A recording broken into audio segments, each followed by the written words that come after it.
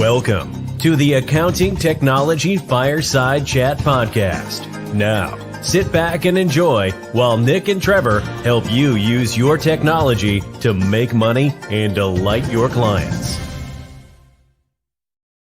Well, ladies and gentlemen, hello once again and welcome to the Accounting Technology Fireside Chat Podcast. I'm here with Trevor. How are you, Trev?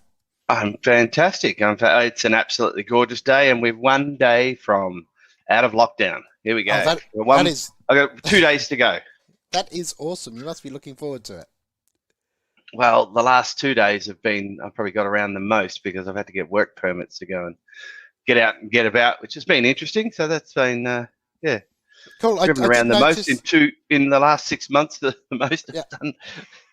I did notice I can fly from Sydney now to regional Victoria. But you can't go to regional Victoria. I can't go and see my family and but I can't go to regional New South Wales, but I'm sure very soon you'll be able to. So it's all very exciting as they slowly ease these things and things match and don't match. But it's cool. It's exciting. And we're interesting in New South Wales. We've been out of lockdown for a week now, and we're really not yet seeing the cases or hospitalizations go up in any meaningful way. Yeah. Which is kind of the same as almost every country in the world. You have these peaks and then they calm down, and it seems a little relevant to how they lock down and how they don't, and how much vaccinated you are and how much you aren't. But then you get other peaks as well, even when out of nowhere something. I'm just not an epidemiologist anymore, so I have to find some other thing to be an expert on, I suppose. I think a lot of epidemiologists are going to wonder what they're going to do next year.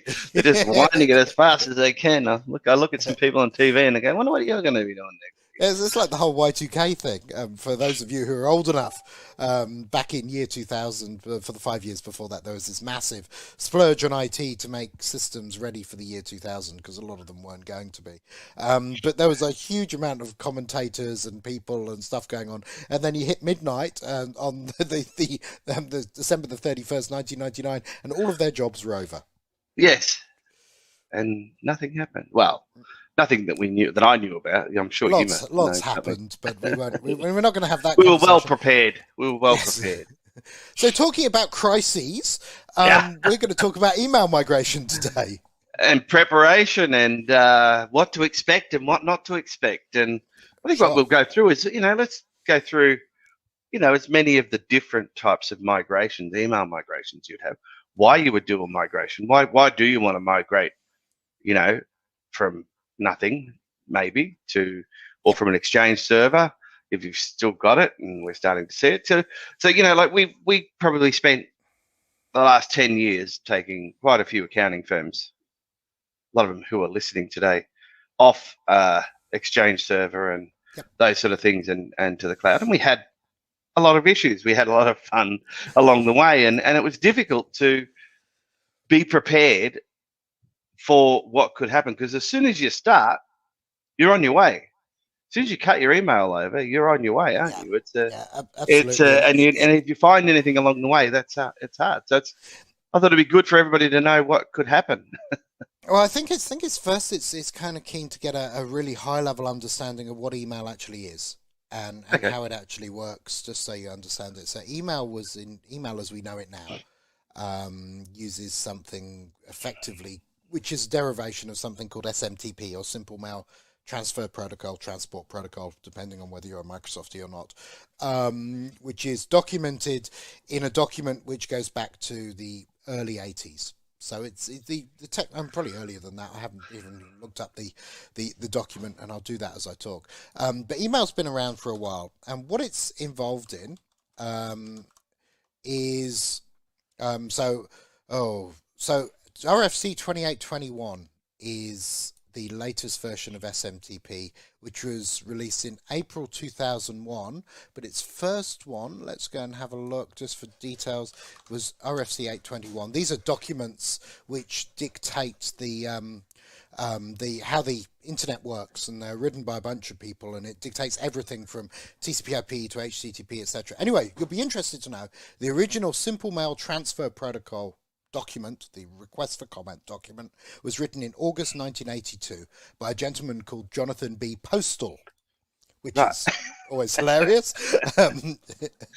He'd been to the dentist at Mr. 2:30 that afternoon or something. So anyway, John Postal wrote the SMTP protocol, and that's how we get messages effectively from a client to a server, where normally in the early days it was stored on that server temporarily, and when you went and grabbed that email, it came to you and it was removed from the server and never existed anymore except in your own application that was looking at that mail. That's how it works. There's lots of complexity to it, so I'm not going to go into all the depth. But really, you bundle up this message, and this message has some text.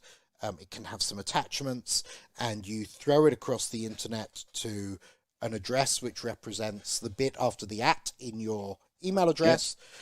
A server there catches it and traditionally would hold on to it, and you'd run a mail client and you grab that email and it would be removed from the server and never seen again. It would live on your client, which is very simple SMTP email in Unix systems back in the 80s.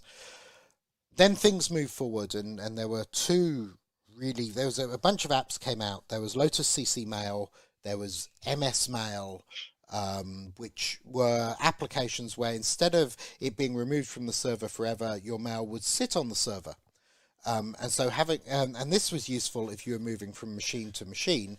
You didn't have to, move your mailbox, so to speak, all those copies of emails you kept with you from machine to machine, and it lived on a server. And then Microsoft Exchange and Lotus Notes were released, and they did more exciting things. And then come about 2010, these things all kind of moved to the cloud. And so email management's hard.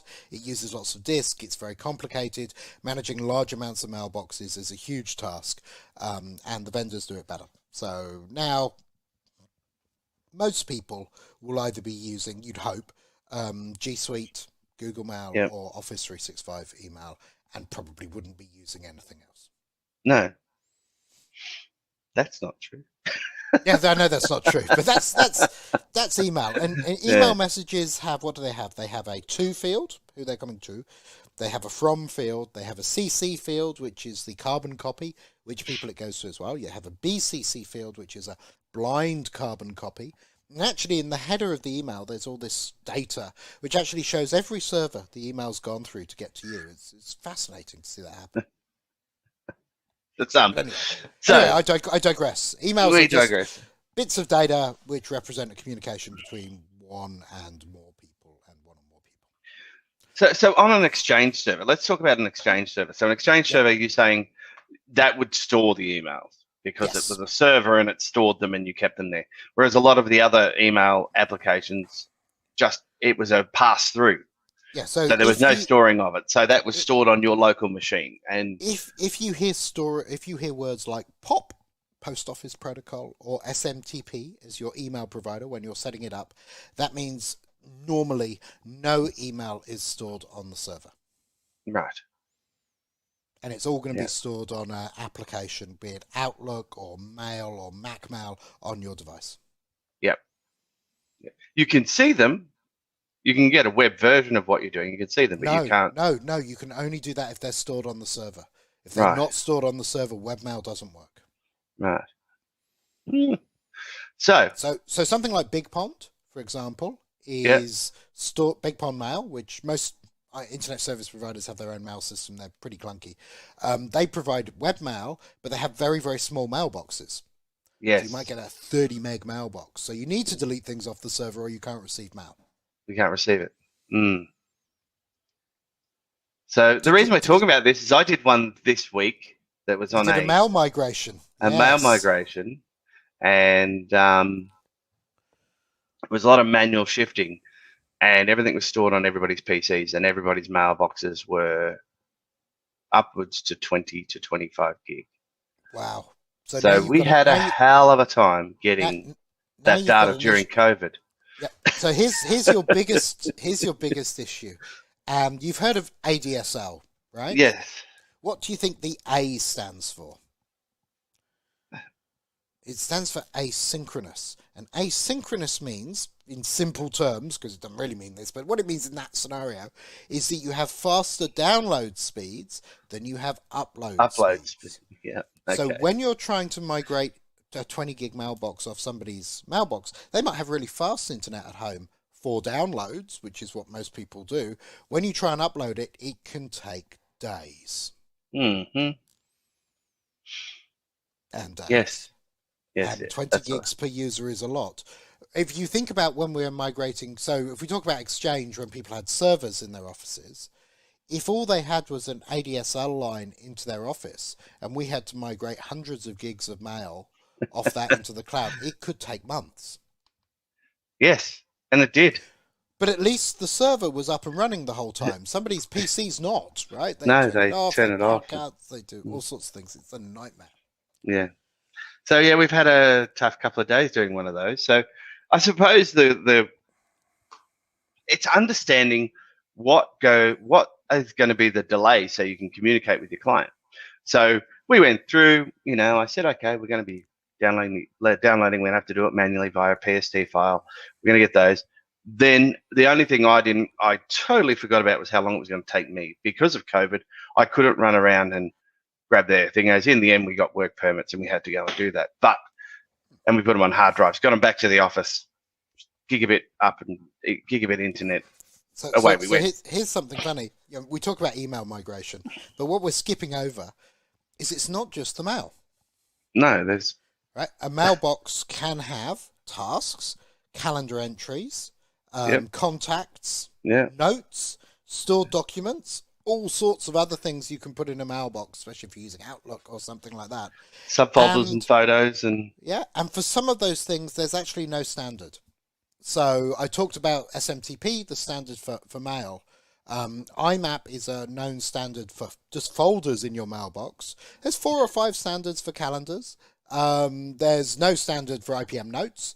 So there's all these different standards in different systems that do different things. And for example, Zimbra, which is a fairly well-known Exchange clone open source email system, has different standards for mail messages, folders, calendars, tasks, notes. They implement it all, but it's all different. So you need different tools to migrate off all those different things. And sometimes you can't do it with what we call full fidelity, which is all of those bits. Sometimes you might only get mail.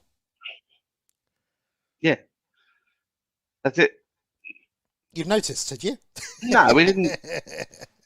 No, not in this case. But what we found out during this whole process is their email system is their document filing system.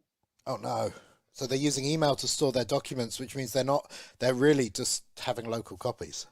It's not backed up, right? Yeah, no, nothing's backed up. And this is, wow.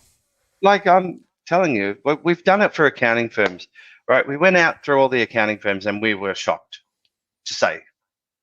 That's mildly. We were shocked with some of the systems out there, weren't we? Yeah. We were like, we had some horrendous experiences. So now you're going out to small business, and I'm back 10 years ago, and we're doing the same, and I'm shocked. And when we say, okay, we're going to do this, we're going to migrate this client to Office 365, the IT guy goes, I was going to do that. At least you're getting the I was going to do that rather than the, oh no, I wouldn't do that. Oh no, you don't get that anymore. That was that's gone. But yeah, I was going to do that. One we went to see in one accounting firm who should remain nameless, we went to see in the city of Melbourne. We finally got to chat to his IT guy and he's, oh, I'm not sure about this cloud thing. Oh, it's not secure, blah, blah, blah. And you look at his servers in a cupboard with no we got to a point. And, yeah, we got to a point that we said, if someone says that, I don't trust the security of cloud and all that, we just say, okay, well, we're not going to win this one. You're going to have to work that out yourself. Yeah. But it's astonishing how many small businesses are still stuck in that mode, and they're running business like these are not small businesses, Nick. These are big businesses. These are multi-million-dollar businesses running really, really, really crappy systems, right? Yeah, crappy IT systems. Yep. Like Nick came to my firm, and we could talk about my firm. And one of the first things that we had was Nick came and saw me, and he said, "Look, I've put a product called Intune on your system, and one of your staffs PCs runs out of RAM every day at lunchtime and at 4 o'clock. And I said, "Oh, who's that?" So I won't name her. And I went and saw her and I said, does your computer shut down at like lunchtime at 4 o'clock? She goes, "Yeah, I thought you were doing it." I said, "What do you mean?" She goes, "Well, it gets to 10 to 5 or whatever it was, and my computer would go blue screen, shut down, so I had to turn it off." So I thought that was you telling me to go home. I saw a blue screen error for the first time in 10 years yesterday. And I asked the gentleman day before, and I said, "So does this happen often?" He goes, "Yeah, that's okay. I just turn it on and turn it off again, and it gets going again, and it runs for like an hour, but that's okay." That's awesome. And I've gone, this computer's. We grabbed another computer, reprovisioned it, got it yesterday. I said, like he's 75. He's retiring in a couple of months. He's going to be probably more productive in the last 2 months of his whole career than he's been for the time. Yeah, he'll be exhausted. He'll have to do so much work because he's not getting a rest while he waits for his computer to fire up. Well, I love the fact that people will save $5 or $10 a month to destroy thousands of dollars worth of productivity. Yes. Yeah. And it's anyway. Yeah, we just now because I've got in TribeTech I've got Scott's team, Jason's team, who look after systems and all of those bits and pieces. We won't go and engage with the customer unless that's being run properly, because you just end up spending hours and hours and hours and annoying the customer and losing money and doing all sorts of things unless it's done properly. It's so expensive to do these things. And you can think about it, if that was okay, it's a small business, but if that was 1,000 users where you had to go to each of their homes and grab a local mailbox, this would be crazily expensive. Yeah. No. So let's go through it. So we've got worst case scenario, they're on a product that won't be named, but where there is nothing stored on a server. So let's say and they're it's using only something like a VMX, or they're using cPanel or something like that just gives them pop an SMTP. If they're doing that and they have nothing saved on the server, there is no direct server-to-server migration path. My mind in that would be to set them all up on Office 365. Move incoming mail to Office 365 and say, there's your new mailbox on Office 365. If you want to copy your old mail that you still have on your PC, go for your life. Here's some instructions. Yeah, we didn't. No, we didn't do that. So if you go, I'm going to commit to copying it, and it's all these local files, I think you're potentially you're risky, because you're going to be blamed, and the fault is nothing to do. So that, I would say, do that.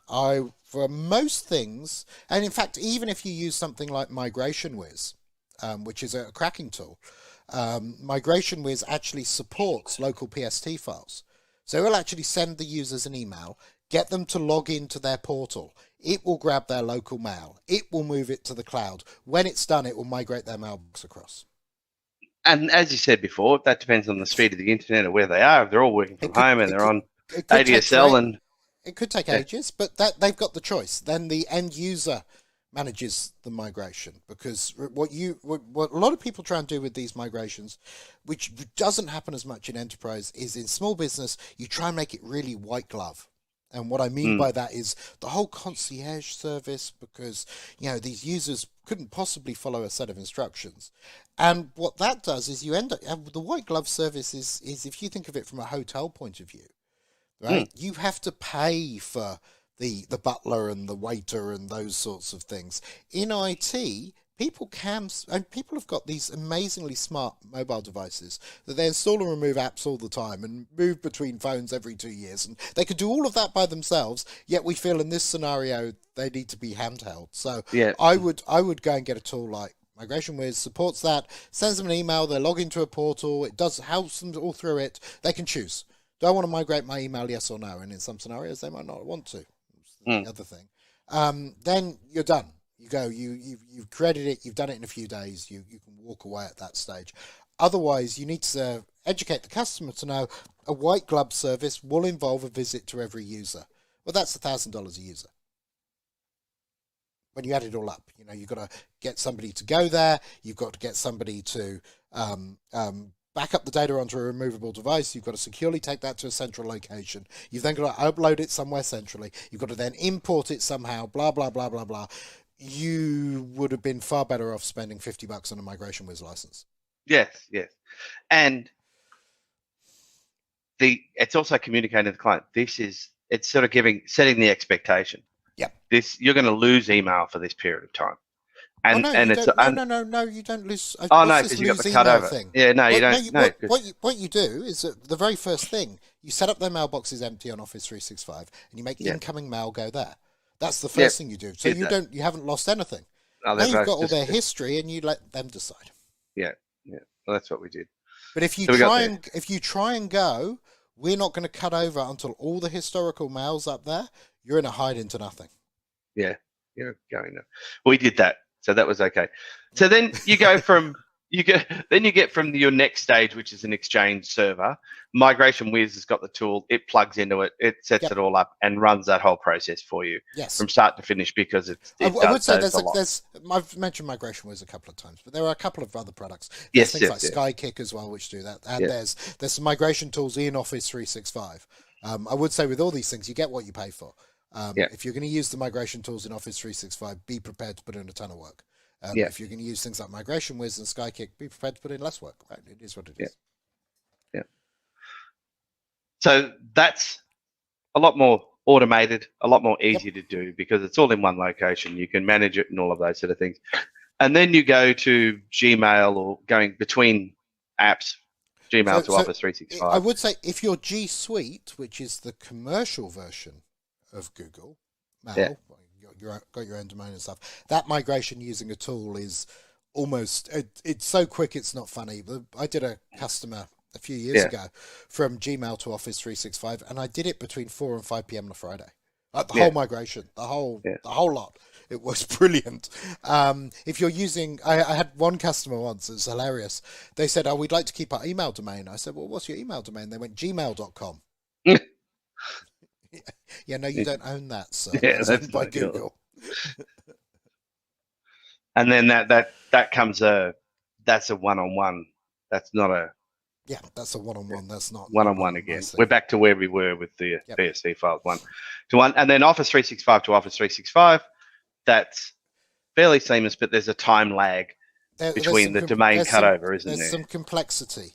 If you're moving domain A from Office 365, then moving the same domain, you've got to plan. You've got to get an expert to do that. That's a hard process. Don't attempt that without at least having all the certs and qualifications in 365. I wouldn't go near that. That's called a tenancy migration, and it's got some gnarly bits in it. If you're going to a new domain, that's fine. That's fairly easy to do, but an existing domain is tough within 365, as it is within Gmail and others. Well, so that's email migration, and we haven't even touched on migrating documents yet. No, we'll do that. We'll do that another week. That was and then we have the same problem with those too.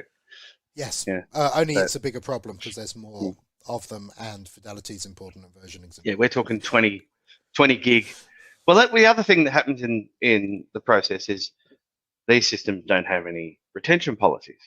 Yes. So you go into Office 365, it's full of retention policies, archives, all of those sort of things. You've got to be ready for that. Your managed systems do it all. I've finished this with one story. This is my favorite email migration story ever.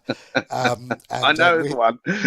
We had a customer, and he phoned us up. We migrated him about 90 days before this date, and he phoned up our support desk and went, all my information's gone.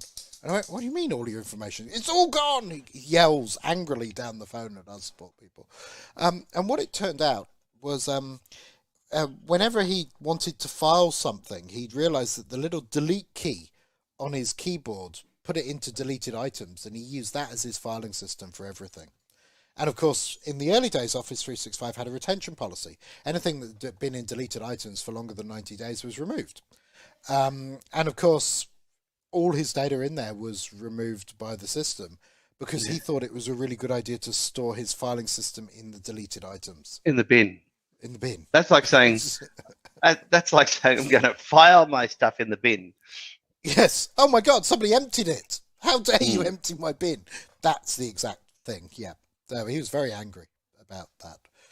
Well, he must have learned something, because I think he's like a mentor in tech for accounting firms now. Wow. There you go. And round goes the wheel. Around goes the wheel. Oh, good. Anyway, that was fun. He's a guest speaker at many places. Maybe, I wonder if he tells that story. I must go to one of his speeches and ask a question. So how do you file stuff? Yeah. Where do you file things? All right. That was brilliant. If you do like what you heard, please subscribe, give us a like. We like to get those sorts of things. We go out every Thursday morning with these, so we do appreciate you listening, watching. We're on YouTube, Facebook, Amazon Prime, Audible.com, Apple iTunes, wherever you get podcasts or videos. Come have a look, find us, subscribe, hit the little bell so you get notified when we do things, and leave a comment about what you'd like us to chat about, and we'll see if we can. But we really appreciate you turning up and listening, and all that's left is to say, Trev, have a good day. Will do. Sun is shining. Maybe a game of golf this afternoon. Sounds